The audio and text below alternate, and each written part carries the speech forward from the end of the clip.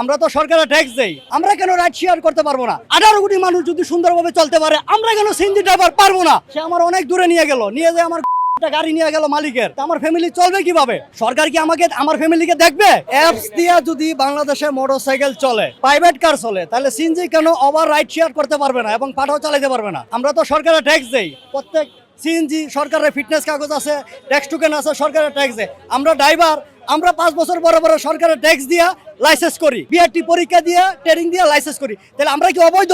আমরা কেন ride share করতে পারবো না?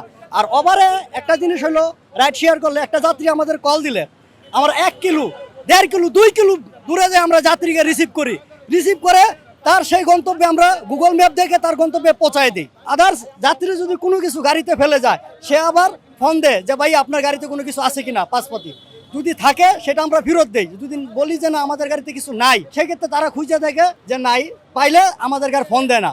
তাই আমরা যদি ওভারে রাইড শেয়ার করি তাহলে আমার জন্য সুবিধা, নিরাপদ। কারণ আমরা কন্ট্রাক্টে একটা যাত্রী নিলাম, নেওয়ার পরে সে আমার অনেক দূরে নিয়ে গেল, নিয়ে যায় আমার একটা গাড়ি নিয়ে গেল মালিকের, আমার ফ্যামিলি চলবে কিভাবে? সরকার কি আমাকে আমার ফ্যামিলিকে দেখবে? দেখবে না।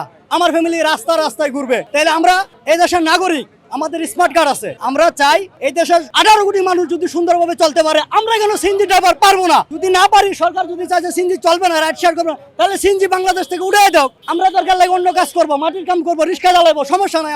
আমাদের সংসার চালানোর জন্য আমরা যা করার ইচ্ছা তাই করবো, কিন্তু চুরি করবো না, ডাকাতি করবো না। আর যদি না পারি, ফ্যামিলি আমরা মরে যাবো রাস্তায়, তারপরে সরকারের কাছে যা বলবো না, আমরা রাস্তা বন্ধ করবো না মানুষের জন্য।